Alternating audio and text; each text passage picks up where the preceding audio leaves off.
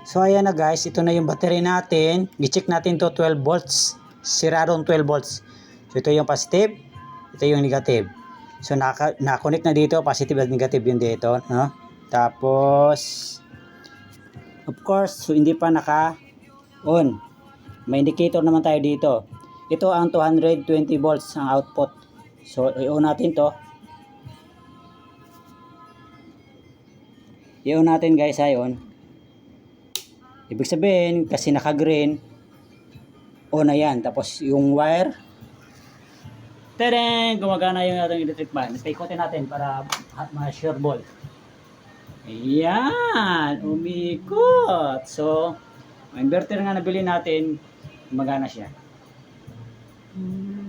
Ayan. So, patayin natin. Kunwari, patayin. Mamatay yung ating electric fan. Nag-unboxing. Pansensya sa kalat kasi nag-unboxing. Mayunis pa nga. So, ayan guys. Ayan. Okay. Alright. Good. Goods. So, pwede ito gamitin natin kung magmalubat. Kung wari, may motor ka. Isaksak mo lang to sa motor, sa battery ng motor habang pagganahin yung motor. So, parang anong nangyari, naging generator to siya. Yung motor nagbibigay ng power sa battery. Battery nagbibigay ng power dito. Let's go! So, di ba maaksaya ng gasolina?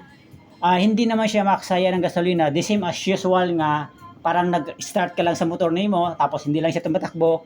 Yun lang. So, ito, so hindi mo pinipress yung gasolina doon? Hindi, pabayaan mo lang kung ano yung idling ng motor mo. Ganun lang. So hindi siya magasto sa gasolina kasi naka-idle lang. Naka-idle lang siya. Habang sina-charge. Habang sina-charge niya yung battery mo, si battery nagbibigay ng power dito para magbibigay siya ng 220 volts. So ito siya guys. Paano mo malalaman kung fully charged na siya? Hindi mo siya malalaman kasi hindi naman to siya na-charge. Hindi siya nag-charge. Walang battery to. Ini-invert lang niya. Ini-invert lang niya yung 12 volts papunta sa 200 volts. So, okay. dito ka, kumari, ito yung motor mo. Nag-start na yung makina. Nagbibigay supply ang motor sa battery. Na i-charge niya. Si battery naman, magbibigay ng supply dito. So that means, kaya yun pala yung use ng inverter. Yes, nag-invert siya from 12 volts to 220 volts. Ngayon, yung lifetime ng inverter nagdepende sa ating battery. Kasi kung ang battery medyo luma na, mahina na magbigay ng power sa inverter, mahirapan ang inverter magbigay ng 220 volts dahil ang battery natin is patapos na siya.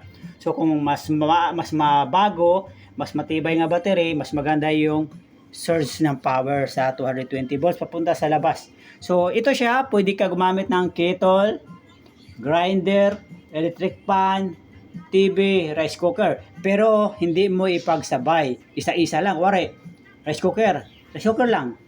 Charger pwede, yung mga mild.